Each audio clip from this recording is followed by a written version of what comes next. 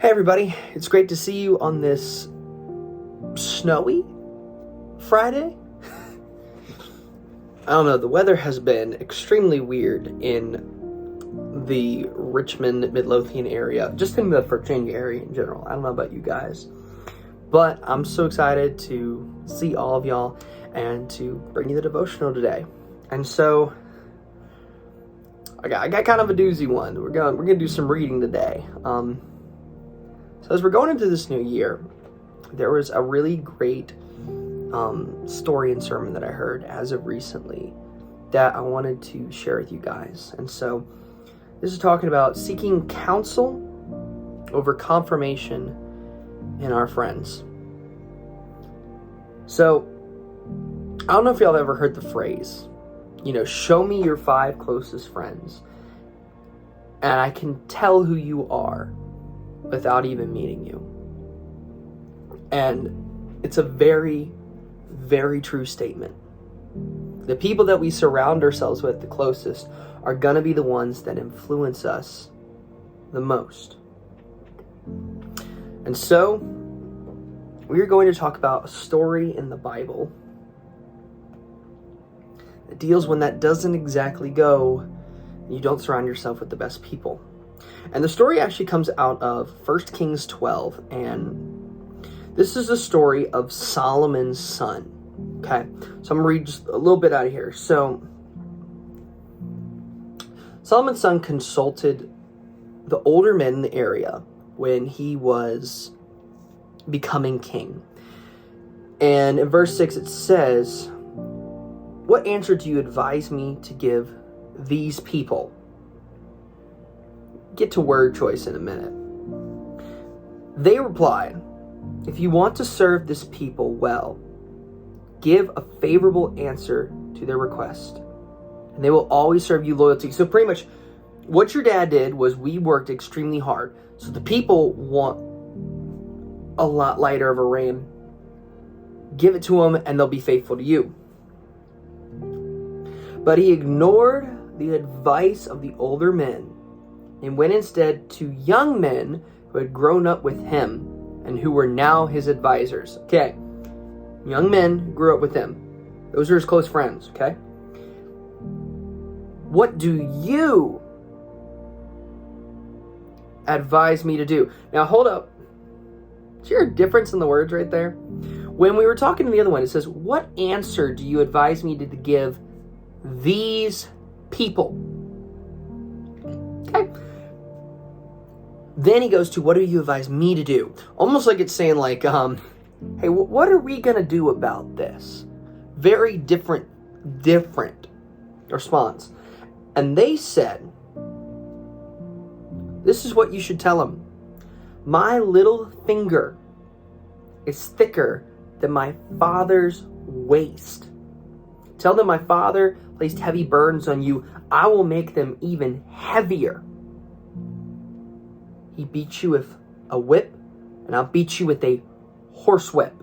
So to put that into perspective, actually at the time, what this was talking about was a whip was made of leather, but this style of whip had metal in it. It hurt like really bad. And it like would tear the skin. It's not fun. And so,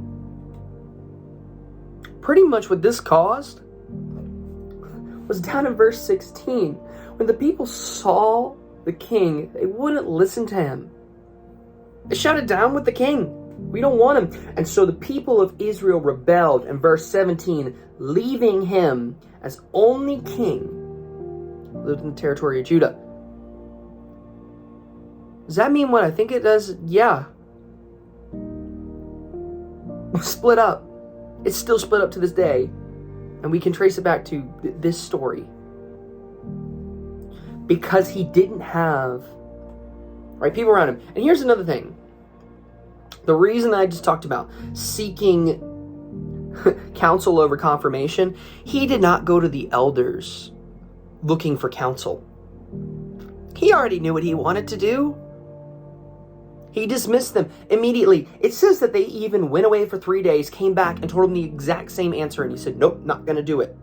I know that you've done all your research and you've done everything, and I know this is what the people want, but guess what? That's not what I want, so no.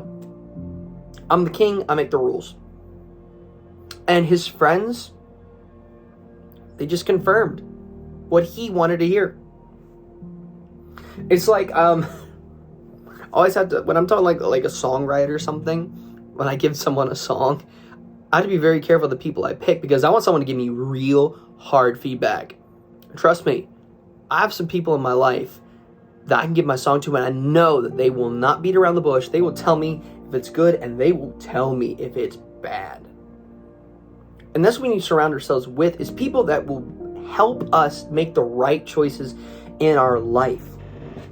To seek those that are going to build us up and to keep us away from things and endanger us. The friends that are going to be there, and the relationships where they are not afraid to pull you to the side and say, I love you too much to let you fall. So, what does that mean? Well, number one, look for a friend that builds us up. And even so, we should be building them up too. Look for somebody that is going to change your life from the things that you might be struggling and sinning with. You know, find that person that you don't just get to hide and never have to work on yourself with. Because we love to do that. We love to get a bunch of friends that will say yes to whatever we're doing. Oh, it's great, it will never go wrong, when they secretly behind are going, this is probably going to fail. That relationship you probably shouldn't be getting into. And yet we do it anyway, and we find those people. Now, second though, we have to be careful that when we're making our friends, we don't have ones that are then taking those bricks. If we look in this story, those friends of his wanted to benefit from this kingdom. They had their own selfish intentions. We're advisors to the king. If we make an even harsher rule, we're going to make even more money. We're going to get even more power. We're going to be even more, threatening, and we're just going to have power. Look, we don't need those people. And you can tell, seriously, when they're taking bricks from you. And when you see those relationships where they're only in it to take the things that they can't build themselves, and when you build them, they then take little things of it. Maybe right now, God is calling you and you're working on your financial situation. And they're like, but can I have like $50? I'm running a little bit behind. Or like with relationships, they're tagging along with you because you're an outgoing dude. And what they're just waiting for is opportunities.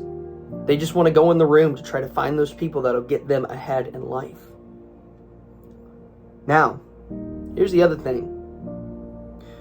Do we also have friends that are looking for a use out of you? This is hard. But there are some people that'll come on alongside us for seasons for a use that you have. You might be extremely good, as I said, with finances. Maybe you're an amazing hockey player. Maybe you know how to book gigs or get artist gigs or stuff like that. And they'll hang around you until they can learn and then leave sometimes. But we've got to look for all of those different things. And so this means to avoid those that'll take the bricks and avoid those that look for the use and leave, the temporary. But instead, seek those that build us up as Christians and to walk with them as our brothers and sisters through life. I know that's a deep one, but I've really had this on my heart, and I loved this sermon because the truth is of the matter, especially with everything that's been going on. We're in a culture where it's more important to be real than ever. And so what that means is we also have to look at all those surrounding us and think, okay, does God have me in the right places? Am I hiding in friendships that are just telling me yes so I can go to bed at night? Or am I in those relationships where they're challenging me each and every day to be someone better. Well, guys, I hope to see you on Sunday. If it doesn't snow, I'm hoping it doesn't, but we really are looking forward to seeing you guys on Sunday. Thanks for hanging out with me for a little bit, and I will see you guys later.